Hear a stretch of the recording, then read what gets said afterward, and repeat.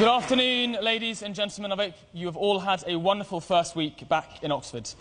Tonight we welcome Prime Minister Mahathir of Malaysia to the Oxford Union. At 93 years of age, Prime Minister Mahathir is one of the oldest heads of state in the world and Malaysia's longest-serving Prime Minister, with a political career spanning over 70 years. He is the first Malaysian Prime Minister not to represent the Brazilian National Coalition and to serve from two different parties and in non-consecutive terms.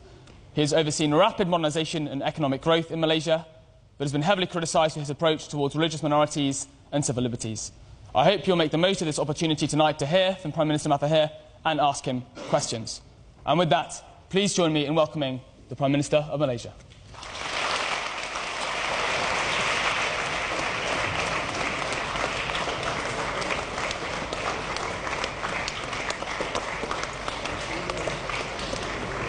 Prime Minister.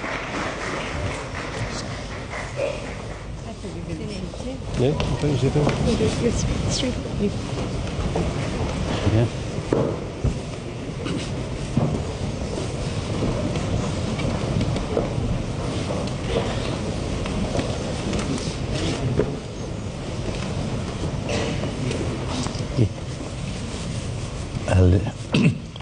Ladies and gentlemen, firstly, I would like to say thank you to Oxford Union for inviting me to speak to this very important audience.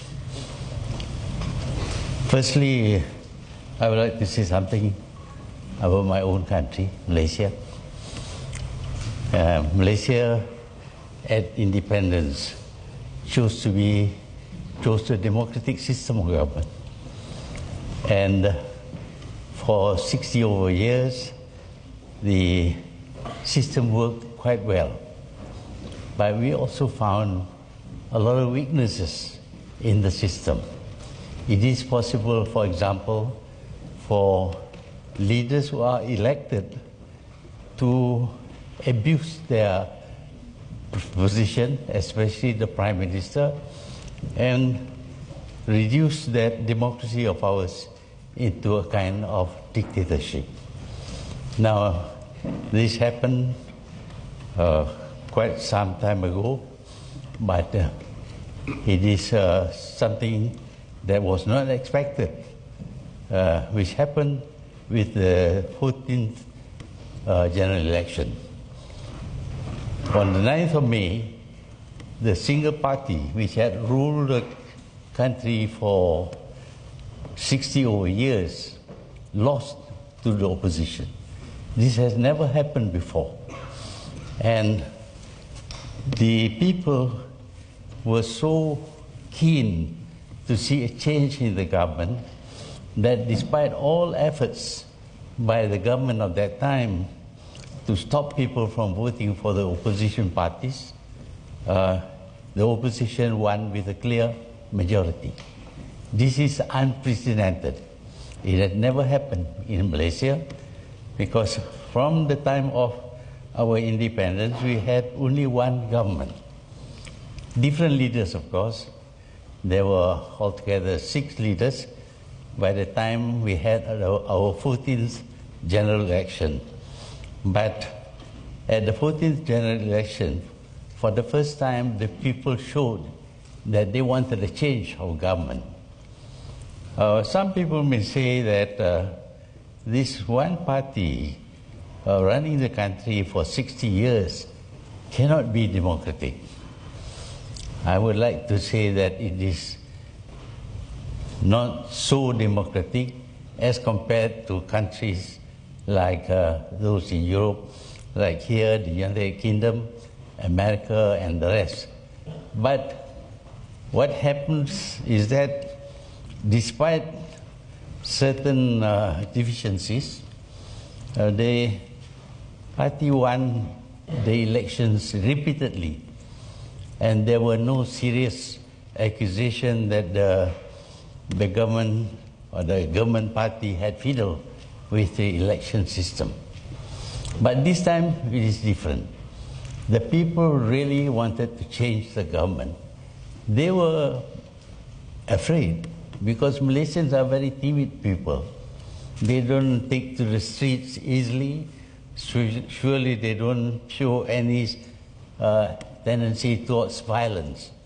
So they suffered in silence, but they felt the oppression quite as strongly as other people would when they demonstrate in the streets or go on strike. But during the election, there was still no expectation that the government party would be losing the election. But on the 9th of May, or rather 10th of May of last year, it soon became clear that the government party, despite manipulations, had lost to the opposition coalition of opposition parties. It took a bit of time for the government to admit that it has lost. Indeed, it influenced election commission not to announce the winners from the opposition, but to announce only the winners from the government party. So initially we could see that the government party was again winning. But towards the end, when they ran short of winners, they had to announce that there were opposition winners also, and that their numbers exceed that of the government party. But the announcement did not take place until about 2 in the morning, because by then the attempts to set up a different coalition government had failed, and Malaysia had the first change of government in its history since independence. Now, as you can see, even elected leaders or prime ministers can abuse his power to the extent that people became very scared of him, were afraid of him. Even when he abuses the laws of the country, still there were no outright demonstration of disapproval by the people. That was that government at that time. And now, of course, the opposition coalition has taken power and is trying to bring back all the democratic features of an independent democratic country. We are reducing the power of the Prime Minister by transferring it more to the Parliament than to the Prime Minister, so that he will not, people will not feel obliged to support him. Beyond that, of course, we are reinstalling the rule of law, which is very important. It was ignored during the previous government. But in the end, the election system proved that Malaysia is democratic.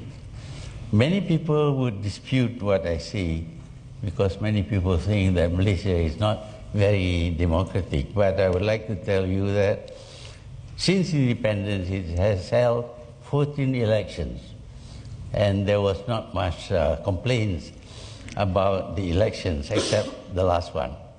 So in terms of the people selecting their leaders, Malaysia has proven that it is democratic to that extent. Maybe there are certain things which do not seem to be democratic enough. For example, we inherited a law from our colonial masters called the ISA. It is about security of the country, and it gives power to the government and the Prime Minister, of course, the right to arrest people without trial. That is, of course, something that nobody likes these days, because it is very undemocratic. But even in a democracy, a leader like the previous government leader was able to abuse the laws of the country and rule the country more or less as a dictatorship. Now, when I say this, I'm reminded, of course, that I myself was a prime minister who was accused of being a dictator. Of course, many people believed I was a dictator. How else could he govern the country except by being a dictator?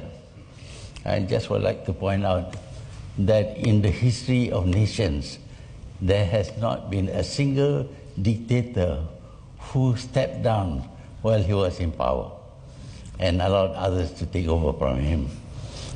Dictators don't usually resign or retire. They like to be dictators until the day of their death.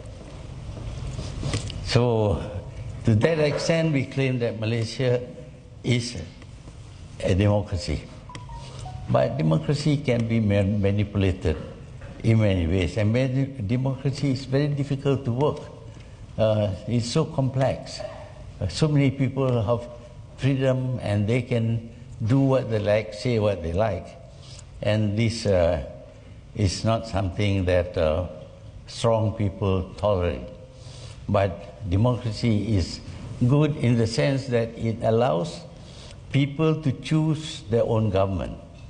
To that extent, democracy has proven to be the right form of government. But we see attempts now to force democracy on all the countries in the world. Democrats have now become very intolerant of other systems. They want to abolish other systems of government to the point where if you don't change, you don't become a democracy, you are not democratic, your country will be invaded in order to put in a new leader. That, I think, is completely against the concept or the idea of democracy. Democracy should not be forced upon people. People should make their own choices, and the other powers should not threaten to do something to ensure that the leader is democratic. The act of forcing countries to become democratic is itself undemocratic. But this is what has happened now, because Democrats have become very intolerant to the extent that they are prepared to go to war, to kill people, to destroy whole countries if these countries do not embrace democracy. So that is why I believe that democracy can only exist and help the country to prosper if people understand what democracy is all about. We think that people understand that the majority should rule, but to achieve majority you have to have elections, and the losers do not feel happy about losing. They would like themselves to win. And so when they lose, they disrupt the whole country. They go to the streets and have demonstrations. In some cases, it ends up with civil war even, because the losers, even if they are democratic, do not want to accept losing an election. They feel that it was not right just because people put a tick in a square area, therefore they would not become the government. And so what we see today is what is known as the Arab Spring. I don't think the Arabs regarded it as their spring, while outsiders call it the Arab Spring. At that time, everybody feels that when the Arabs become democratic, then of course they will be doing just as well as the old democracies. But the facts have shown that when they embrace democracy and try to practice it, they got into a lot of trouble. We see what's happening in Syria, for example. The attempt to overthrow the dictatorial government has resulted in war, war between the people within the Syria itself, and we see people running away by the millions from their own country because they feel that they would be better off outside of Syria. On the other hand, we find that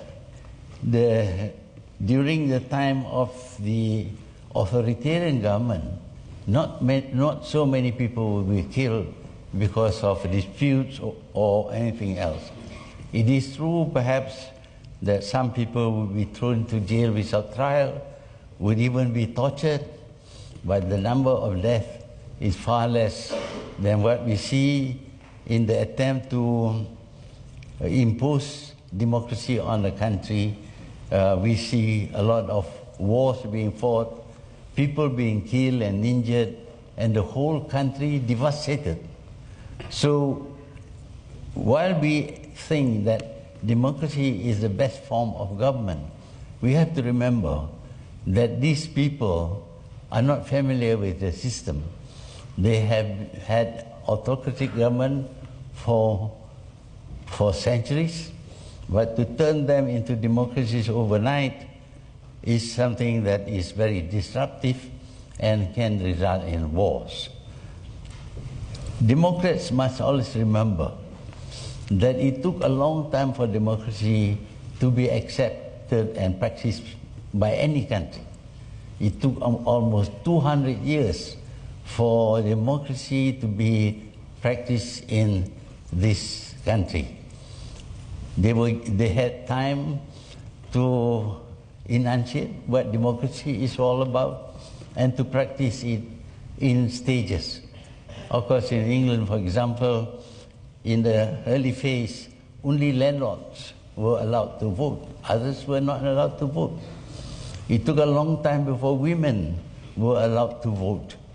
And then it took much longer time for other categories of people to gain the right to vote for their government. So the time taken permits the people to adjust themselves to this new idea that a tick in a square is sufficient for a government to be overthrown. It takes a long time, and this time is not given to the new democracies in the Arab countries. Overnight, they had to change from a dictatorial kind of government to this new form of democracy. We see, for example, the overthrow of dictators. The people were united in wanting to overthrow the dictators. But once the dictator is overthrown, then the people who overthrew the dictator now begins to quarrel among themselves as to who has the right to rule. You may have elections, but of course the losers invariably dispute the results of the election. So now what we see is turmoil instead of democracy in this country. I believe that democracy is a very good system, but people must be given time to adjust to the democratic system. They have to learn to be patient. They have also to learn that in a democracy, not all parties can win. Somebody must lose if somebody is going to win. And the losers must accept that they have lost, and therefore they have to wait until the next election before trying again. But what we see is that when they lose the election, invariably they would accuse the winners of cheating, of fraud, etc., and we refuse to accept the winning party as the government.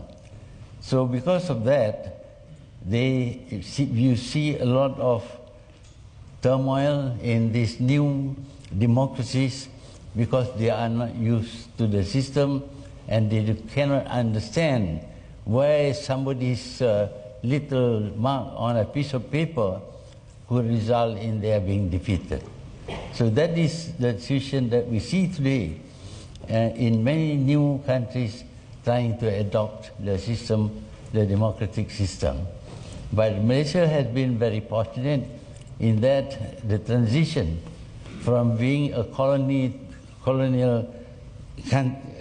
a colony to an independent country is smooth. Malaysians did not fight for independence. We negotiated our independence. And because we did not fight and we negotiated, then the people who are most capable of governing took over power in Malaysia. And with that, the country was able to be ruled after the defeat or after the colonial powers were ousted. The people could take over the government and were able to help rule the country and develop the country. This is what we have in Malaysia today. And we hope that this idea that a short stroke on a piece of paper will determine who governs the country must be understood and accepted by the people in Malaysia. Currently, some people are still unable to accept the concept. They are strongly attached to their leaders to the point where they will not do anything, even when the leader does a lot of wrong things. They continue to support, not because the government was good, but because they are attached to the leader of their choice. So when you have this strong type of obedience towards a leader, then democracy can actually be sidelined and pushed aside so that a dictatorship would result. This is what happened in Malaysia. So we have had an experience, I have had the experience of winning, of losing, of winning without any contest, and also of winning many elections. But instead of leading the party that I was, that made me the Prime Minister for 22 years, I am now the leader of the opposition to the very party that I led. This is, of course, quite funny, because they used to call me a dictator and other nasty names. And yet, when I left my old party, they accepted me and named me as the next Prime Minister, and not one of their own men to take over from the government party if we should win. But I don't know what it means to them, but they somehow or other, the opposition party somehow or other realized that maybe what they said about me was not quite right. I think so. But we nevertheless have learned to work together. We are still in the process of teaching people about democracy. Democracy is about choosing leaders to govern the country. It's not about putting your relative or friend up as candidate, because then you can access him very easily. In Malaysia, I was accused of cronyism, because a lot of people did very well during the time, 22 years I was a Prime Minister. It seems that because people did well, it must be because he is favored by the Prime Minister. The fact is that everybody gets a chance, and if he is good enough, he will succeed. But the feeling of people at that time, when I was Prime Minister, was that anybody who succeeds must be because he's a crony of the Prime Minister. So what I had to do, if I don't want to be accused of cronyism, is to ensure that nobody succeeds in Malaysia. When nobody succeeds, then they will say I had no cronies. But then, of course, they will also comment about the country not being developed. But in order to develop, you have to depend upon people, actually the private sector, because they are the ones who create wealth in the country. So during my time, when I was Prime Minister, it's not because I was a dictator, it was because of the need to develop the country, to enrich the country, and governments are not good at enriching the country. Governments are good at collecting taxes. But if the people are poor, who are they going to tax? So we must enrich the people first and make them make their businesses profitable. Then they would have to pay corporate tax and income tax. That is where the government gets the money. So when the government works with the private sector, it doesn't mean that it is a form of cronyism. It is a way in order a way to enrich people, to help create wealth for the government to tax. The government is doing the best business possible. They don't have to invest even a single cent. The private sector will invest millions and billions. When the private sector makes money, 24% of that money belongs to the government. That is, I think, good business. You don't have to invest even a single cent, and yet you can make more money than the private sector.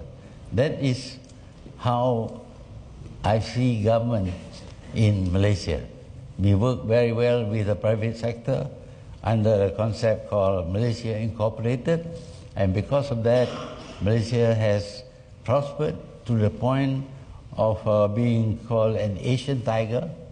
I think it was a small tiger, not very big tiger, but we became quite well off because of the so-called cronyism practiced by the Prime Minister. So I would like to rest there.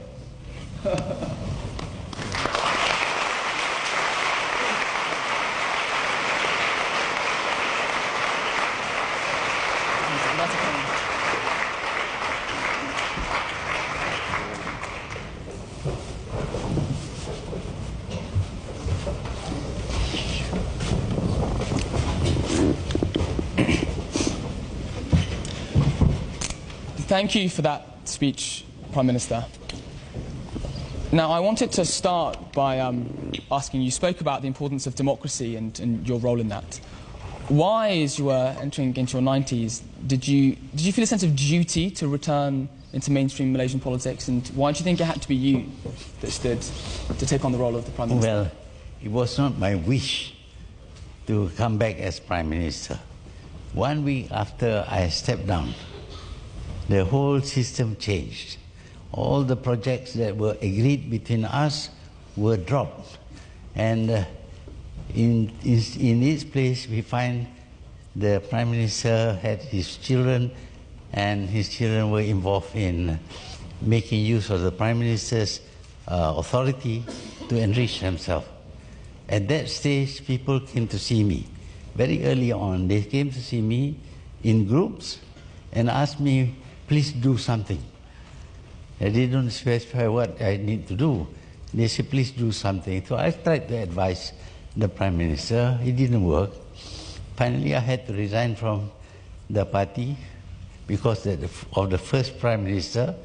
And unfortunately, he resigned after the elections in 2008 and was replaced by another person. But again, the people came to ask me, please do something, because of what the Prime Minister was doing. And in the end, I had to leave the party, join the opposition, and help the opposition overthrow the government. That's the story. Did you feel as though it had to be you to take on that mantle specifically? Not a question of my belief. It's a question of those people's belief that I can do something.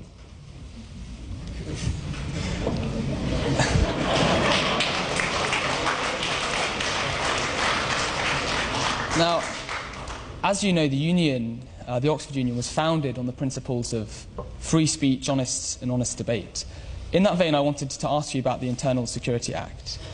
Upon re-entering the role of Prime Minister, did you feel the need to defend your record on civil liberties, having used the ISA, as some have argued, as a tool for suppressing free speech and honest debate? I don't have to explain about my past, although I was accused of many things. I think the most important thing is to work together with the opposition parties, form a new government, and then correct whatever mistakes was done by the previous government. I suppose the question was, do you feel the need to address the perhaps mistakes or the accusations and the criticisms that were made about your use of the ISA? What I feel is not important. What the people feel is very important. They feel that I should go back, otherwise they wouldn't have given such support to me and the opposition group. Every time we have a rally, 20,000 people would attend, but the government party cannot draw that number of people. So it's the people who wanted, at least, well, I assume that they wanted me to come back. But the opposition party also proposed that I should be the leader of the opposition. Then, following on from that, and you spoke about it in your speech as well, you promised after re-election to focus on the restoration of the rule of law. But then my question is, I suppose with the establishment of the investigation into the One Malaysian Development Bahas scandal, how can you reassure both Malaysians and the international community that this isn't another tool to facilitate an opposition crackdown similar to what happened with the ISA? Well, we decided that the Prime Minister should not have too much power. So we've shifted the power to the Parliament in the case of choosing senior officials, etc. It is no longer the Prime Minister who will name the person concerned. It will be the Parliament. Parliament will have a select committee to choose the persons to hold whatever job that may be. So I have actually agreed to reducing the power of the Prime Minister because that power can be abused. During my time, people did not demonstrate against me. So that's because I didn't abuse, at least in the eyes of the people concerned, I did not abuse the authority conferred on me. But the last Prime Minister openly showed that he was corrupt, that he had taken government money, etc., because he feels that he is very powerful and cannot be defeated. I suppose my question was, with both examples, and you used the example of protest, both of these policies have been used to clamp down on opposition voices within the Malaysian opposition, both when you've now switched the floor on both times. Do you feel as though you have to address that point? And is there, even if people might not be protesting you, that is because, in some respects, there has been a clampdown on that, using the ISA and the new establishment of the committee? What is the question exactly? So, my question is about your clamping down of opposition voices. You say that no one had protested you before. Do you not accept that that is in part because of the use of the ISA previously? No, the ISA was already announced, it's no longer operating, but the previous government enacted a new law which is even more severe than the ISA. I'm against that. I was also against ISA during my time, but the enforcers, the police and the others, they did not want to have the ISA removed because of certain needs of the country. Then moving on to a more international sphere, when addressing the United General Assembly in September last year, you said that the international community rewards Israel for breaking international law. And my question is, even if that were the case, do you not think that that statement might be slightly hypocritical in light of your record with the ISA and the history of that respecting human rights and international law? I didn't get your point. Is it about Israel, you say? So my point is that you've said that the international community rewards Israel when it breaks international law and it doesn't respect human rights. And my question is, do you not think that might be slightly hypocritical based on the use of the ISA and the ISA's role in respecting international law and human rights? No, the ISA is meant for detaining only people who are a threat to the nation. It was enacted during the time when we were a colony. Of course, after independence, we still need the law because the country would be totally unstable if you find that people who threaten the community are free to do what they like. So the ISA was meant for detaining those people. But I must admit that at times the government detained political opponents. That was wrong. That is why I wanted to annul the law, but the police and the other enforcers feel that the law is needed. Now, with specific reference to the ban that you've imposed on Israeli swimmers taking part in the World's Para-Swimming Championships, do you think it's legitimate to penalise individual Israeli citizens who may also be critical of the regime in this way? Well, many countries today are seeing outsiders coming to their country and not very happy about it. They are overthrowing their governments because their government allowed immigrants to come in. So a country has a right to keep its borders closed to certain people. That's why borders are there. But in Malaysia, we have had no diplomatic relation with Israel at all. And we don't think that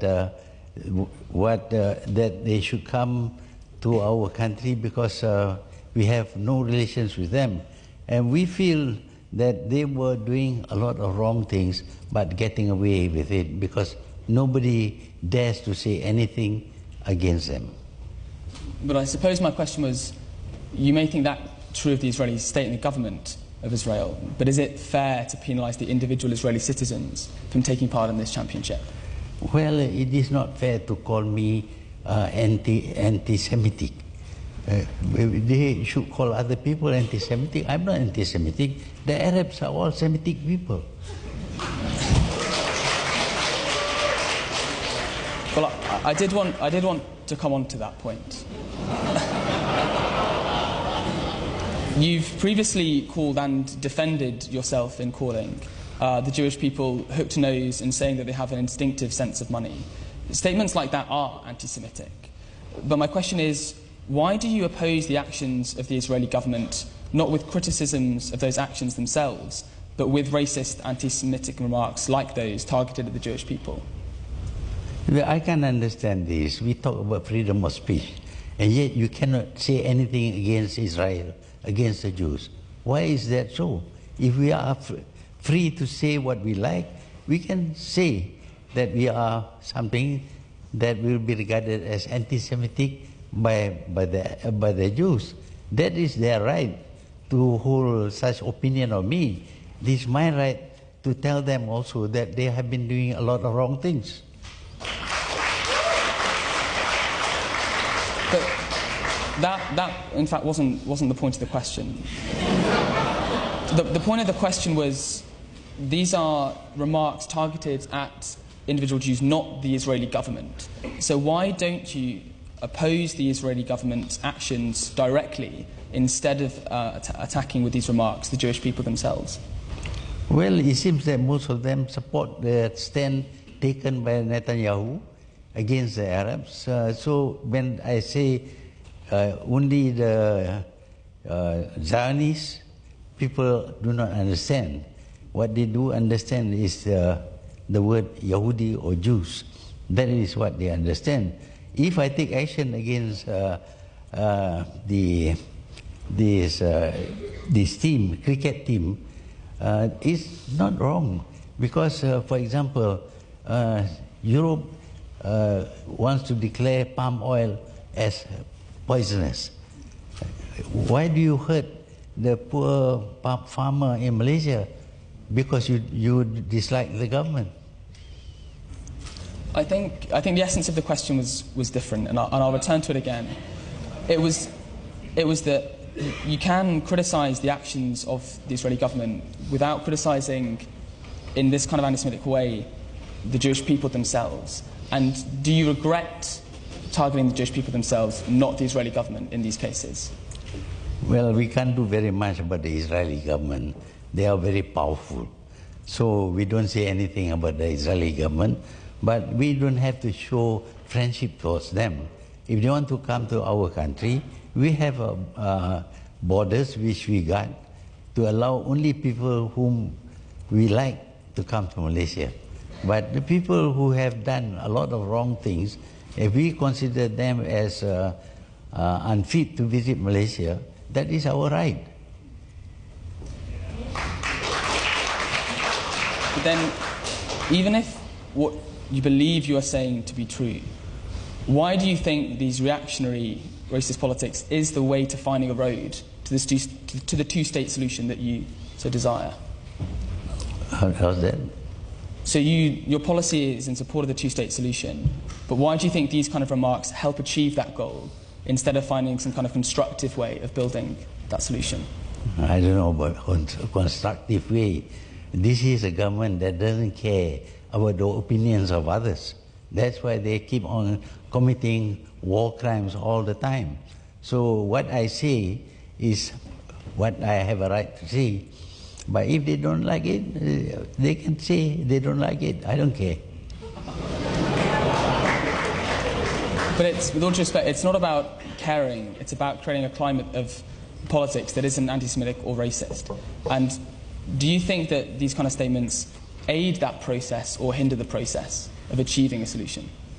Achieving? A solution.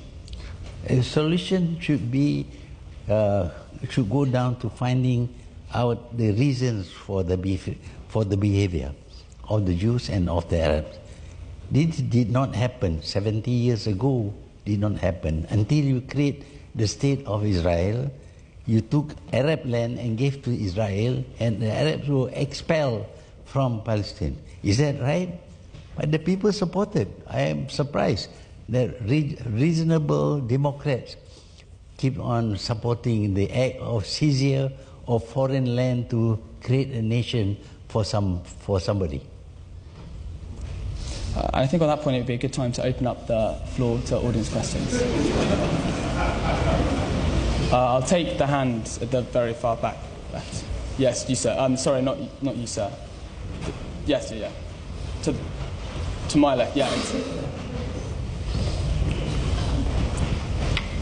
You said a few minutes earlier, unless I'm mistaken, that it was wrong to detain political opponents. Do you therefore accept that you were yourself responsible for setting back your country's political development when you subverted the judiciary and manipulated the organs of government in the late 90s to detain your deputy on charges of sodomy for something like 20 years?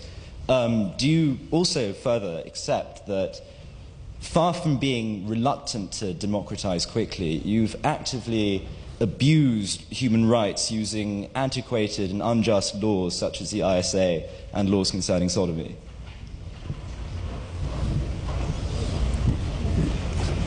I couldn't get what you say. Are you referring to whom are you referring? I'm referring to Mr. Ibrahim, your Deputy Prime Minister. Huh?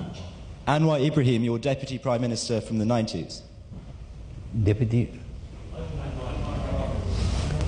Anwar Ibrahim. Oh, Anwar Ibrahim. Oh.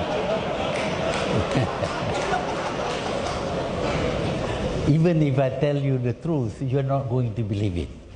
What is the truth? He was tried in a court of law 9 months before he was sentenced to jail. And my successor immediately released him. But now I'm a good friend of his because we consider getting rid of Najib as Prime Minister as far more important than something that happened in the past. So do you reject the claims that you have yourself weakened your country's rule of law in the decades that you were in power? Do you reject the claims that you yourself have subverted the rule of law in Malaysia whilst you were in power? I followed the rule of law. That is why the thing was decided by the court, not by me. 9 months trial. And he brought in any number of witnesses.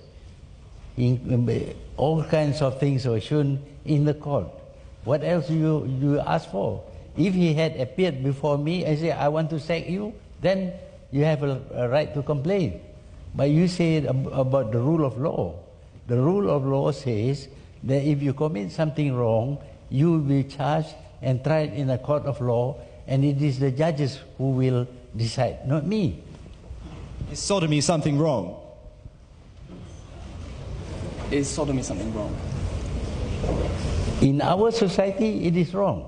If you want to do yourself, go ahead. But in England, but not in Malaysia. Yeah, and we'll take the question if you just want to pass the microphone along. Thank you, Mr. Prime Minister.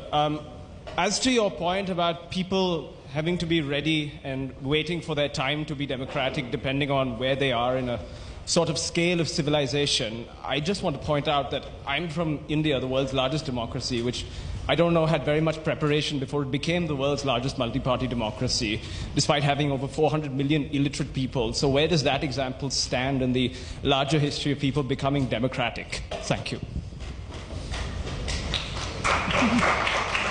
I'm sorry. Must be my hearing is very bad. But if you speak a little bit more slowly, I might understand.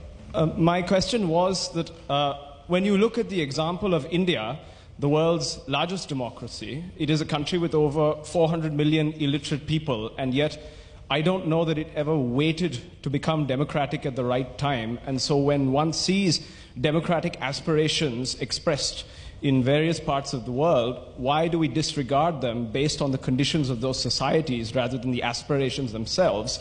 And to follow on about that point, I know that you and other Southeast Asian leaders like the late Lee Kuan Yew have cited the example of democracies in Europe and the United States. But of course, the world's largest democracy is none of those, and we get along better than most, I would say. Well, it is fair for everybody to speak his own mind, because we have free speech, but it is also my right not to listen to what people say.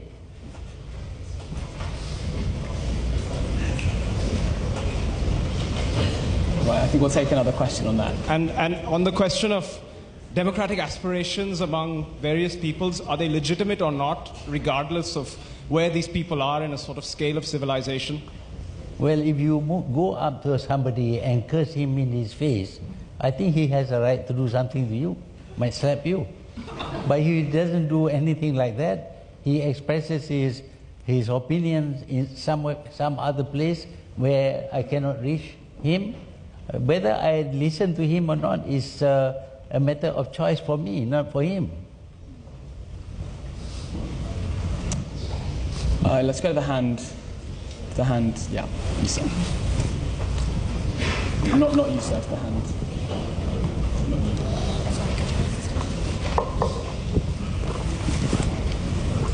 Thank you. If you'd like to stand up. You said that Malaysia had to negotiate for its freedom or its independence. You have, this last year, intervened in a number of Chinese-led development projects. And you have also talked in Beijing about a new form of colonialism. Do you think that Malaysia now has to negotiate its independence from China? Well, I was in China. Somebody talks about Chinese wanting to dominate, etc.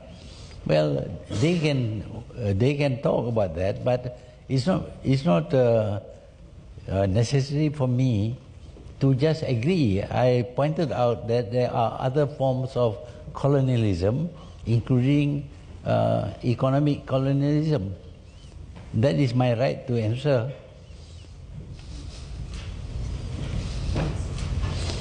Just to follow on, even though that is your right, do you think it is the case? Do you think it is? Do you now think you have to stand up to China in a form of... No, I have to express my opinion. I cannot always be saying nice things to everybody. Sometimes I say nasty things and they have a right to say nasty things to me.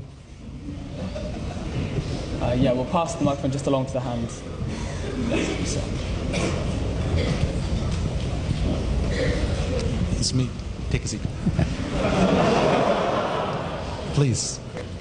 Prime Minister, welcome to Oxford. So I'm from Pakistan, and I understand that it takes a while to get to democracy. We had 60 years of dictatorship, after which we've had 10 years of democracy now. So I understand that it takes some time, but the idea of democracy is predicated on equality of opportunity. So since 1957, since you've been independent, how do you then justify practices like, what is it? Pitra Bhumi? Bhumi Putra, which is affirmative action for a specific part of the society and not the other, because that is not equality of opportunity. Eventually, democracy has been the form of government that has been running successfully for the past 200 years or even more. How do you justify your stance on that? Well, you are talking about Bhumi Putra? Yes, that's yes, yes. The American Bhumi Putras do not want the Mexican to cross their border. Why? They have a right. They can say what they like. They want to go to your country, they should go. But they erect a wall. And now Americans are not being paid their salary. That is the kind of reaction you see from great democracies. We are not so great.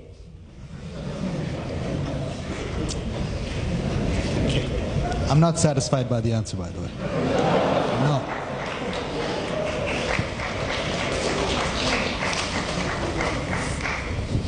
We'll go to the hand in the front row in the red jacket.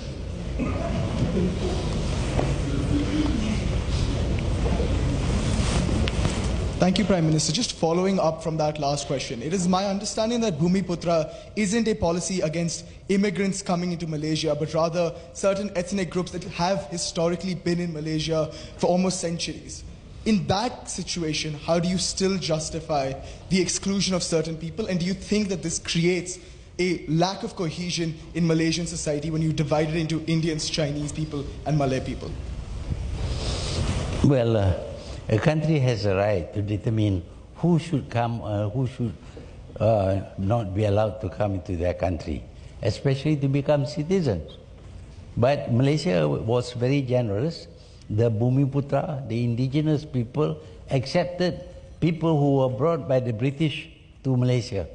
And we gave them citizenship, and they, well, they are not Bhumi Putras, of course, but that is the right of the Bhumi Putras to at least secure themselves. You know, if this, well, if your country is accept too many foreigners, what would happen? Supposing there are 1.4 billion Chinese, suddenly 1 billion of them want to go to Pakistan, for example. Would the Pakistanis open the door and welcome them? We don't. But in Malaysia, we were more generous. We allowed foreign people who were of foreign origin, who still identify themselves with their countries of origin, to be Malaysians. We are not like Myanmar, where people living in their own country are now declared as non-citizens. We are very open, more open than most countries in Europe. And yeah, we'll take the hand on the front row. You, sir, in the red. Yeah. Singapore and Malaysia are again embroiled in an unnecessary and potentially internecine maritime dispute. Just days after the two countries' foreign ministers met and agreed to de-escalate the issue, you have the Johor Chief Minister unilaterally deciding to visit a Malaysian vessel docked in the disputed waters. And he said that he got the unofficial blessing from the foreign minister. Earlier today, we hear Wisma Putra saying that there was no blessing and that they told him not to go. So if we take Wisma Putra's word at face value, I'd like to ask, what actions would you take against the Johor Menteri Besar? And would you put any measures in place to ensure that something like this would not happen again, one?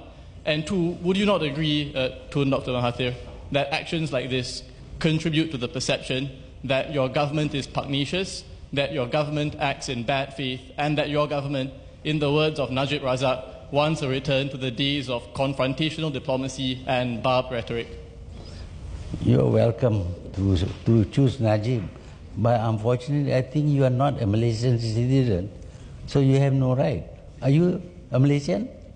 The question wasn't choosing Najib over you. I simply quoted Najib's views on your foreign policy.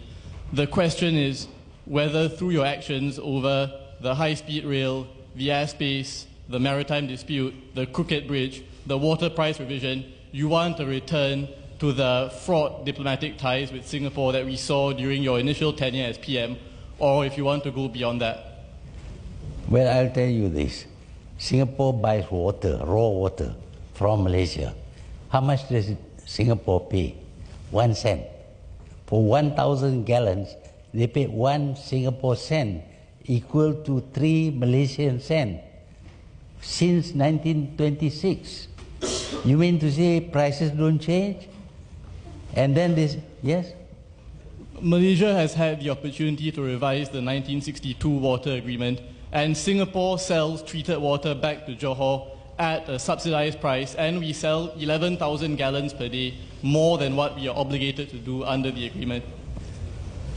Well, do you think that buying water at 3 cents per 1,000 gallons and then selling it at $60 per 1,000 gallons of clean water, do you think that is fair to Malaysia, that we receive 3 cents? It may not be fair, but out of goodwill, Singapore has sold more water at a subsidized price. We've sold 11,000 more per day than what we are obliged to. And Malaysia had the chance. You had the chance to revise the water agreement. You didn't take the chance. I took the chance before, but Singapore refuses, and refuses also to go to the courts for that. But anywhere in the world, when you tell them that Singapore buys water at 3 cents per 1,000 gallons and then sells treated water at 50 cents to Malaysia, that is not a good deal. We have to get only 3 cents per 1,000 gallons. In some cases in Singapore, it is $60 per 1,000 gallons of treated water. The cost of treatment is very, very little, and yet Singapore makes tons of money. I don't like to say this openly. I like to talk to the leaders. But since you asked the question, this is grossly unfair to pay 3 cents, 3 Malaysian cents, which is equivalent to half a US cent, if the US still has cents. But when we ask to negotiate the price, because they can sell to us at a higher price also, but we want to negotiate the price that is much more reasonable. Paying 3 cents for 1,000 gallons is absurd. In 1926, when the figure was mentioned, 62. It was okay at that time, but it's not okay now. We are different countries. We have to get back our money. For years, Singapore has benefited by buying water at 3 cents per 1,000 gallons and then selling treated water at about $60 per 1,000 gallons.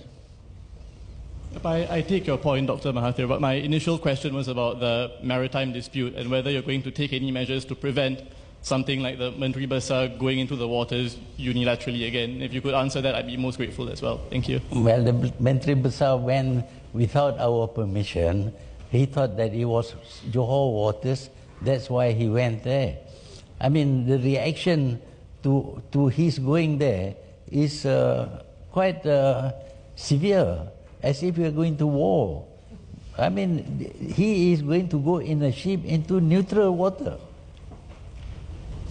Okay, I think I'll pass on the mic to someone else, but these are not neutral waters. They are waters that even in your 1979 map that we don't recognize, you haven't actually claimed those before until you suddenly came out last year and said, oh, these are now suddenly Malaysia's territorial waters. But I'll pass it on to someone else. It is not Singapore water either. It is international water. And the Menteri Besar can go into international water without Singapore sending warships to chase him away. I fundamentally disagree, but I'll pass it on. Thank you. We'll take another question. Yeah, to the hand just over there.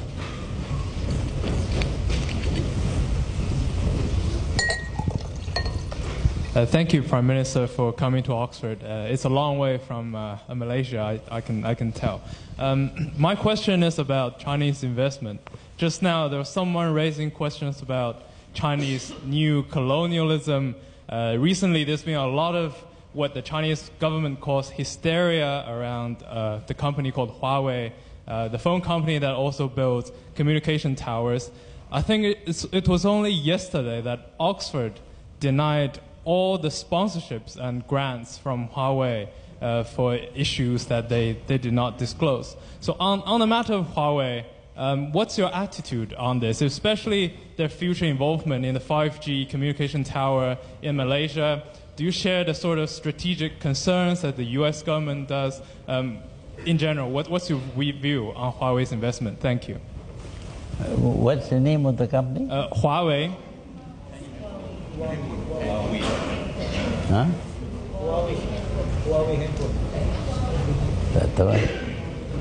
Huawei.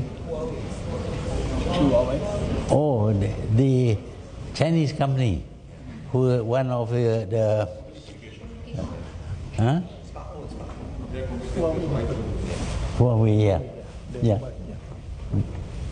Is one of the daughters or what? Yes. Or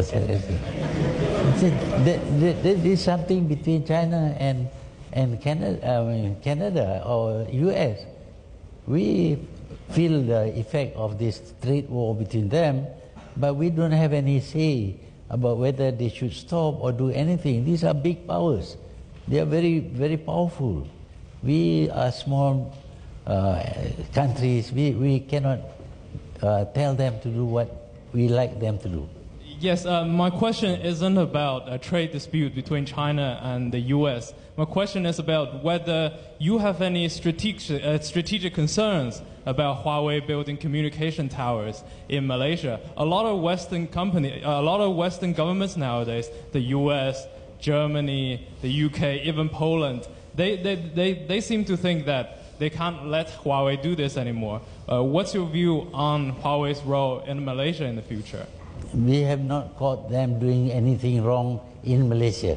What Germany wants to do is for Germany to decide. What Canada wants to do also is for them to decide. But Malaysia does not just follow what other people are doing. We have to study and find out whether there is a basis for the action that they took against this company. Thank you. Another question. Yeah, could you get the hand just down here, please?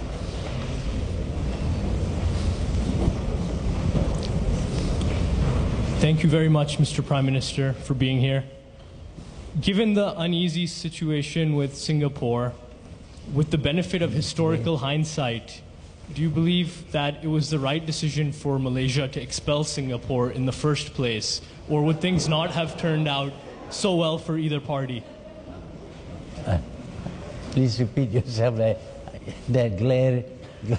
With the benefit of historical hindsight, do you believe it was the right decision for Malaysia to expel Singapore from the country in the 70s?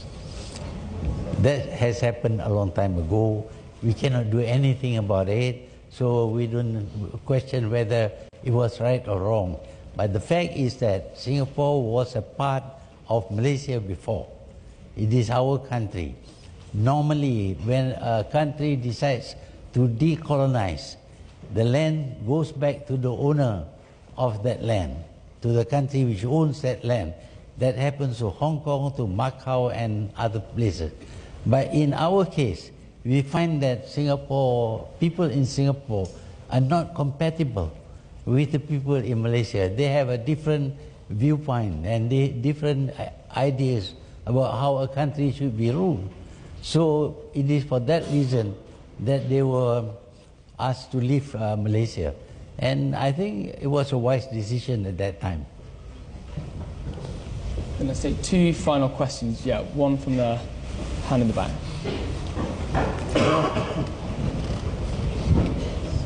Sorry. You want to stand up there?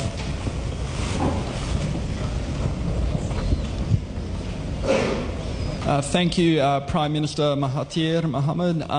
I'm from Australia, and in the history of Australia and Malaysia, there have been some good times and there have also been some not so good times. However, in recent years, there have been a number of important areas of cooperation.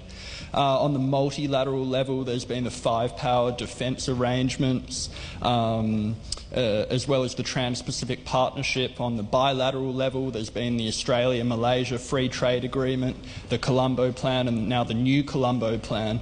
So, however, a lot of those happened under Najib Razak, and before indeed. But my question is, how do you see Australia and Malaysia cooperating in the future on the bilateral and the multilateral level? Well, we consider Australia as a friendly country.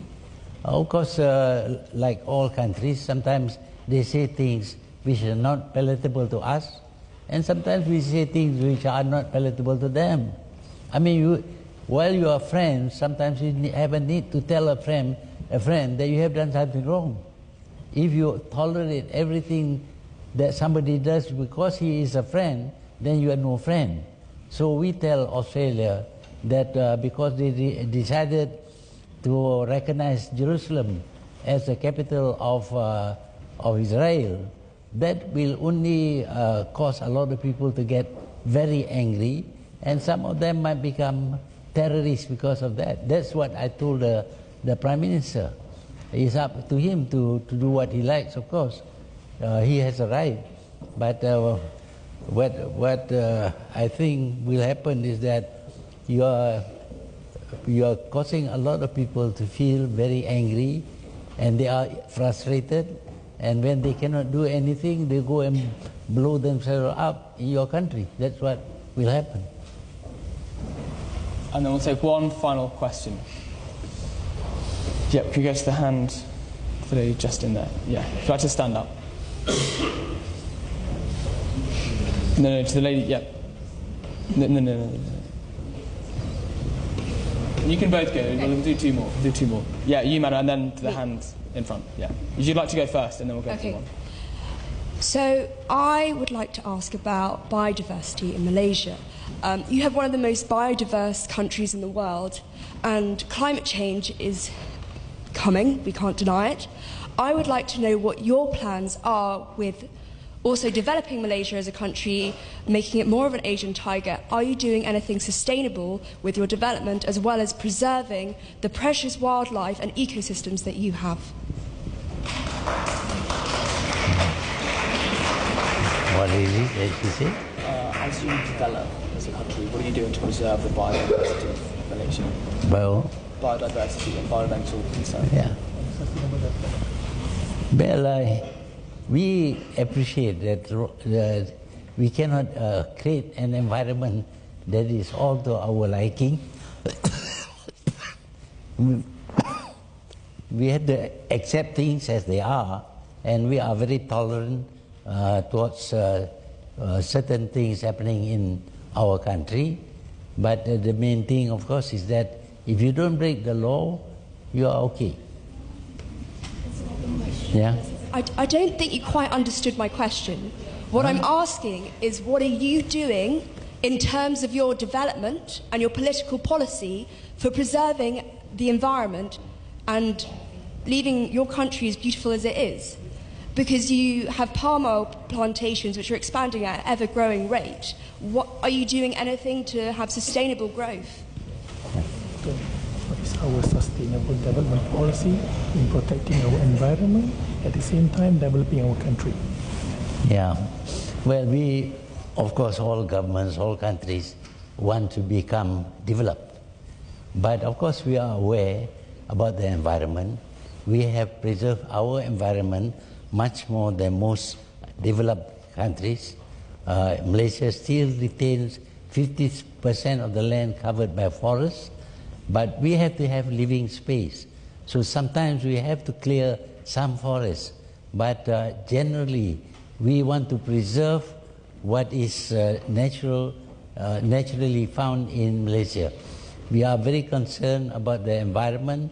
we want to clean up, we want to ensure that animals, for example, thrive in Malaysia.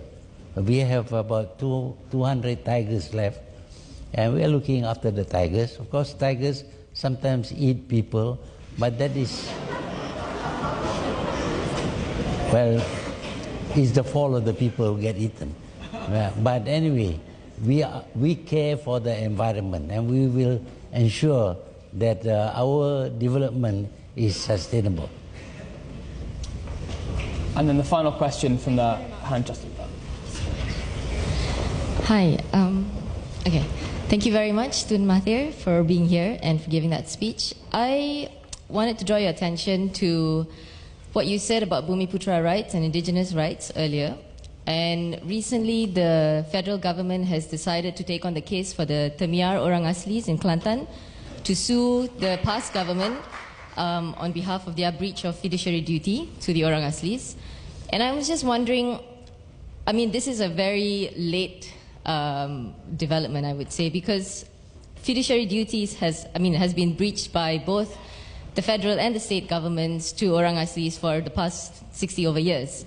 And I'm wondering if, yes, this case would potentially set very important precedent for the way Orang Asli rights are regarded in the future in Malaysia, but what guarantee can you give that this isn't just a political strategy against the past government and for the recent federal government to gain support? I'm hoping that this is a more genuine attempt to protect the Orang Asli rights, because they have been given very different treatment compared to other Bumiputras.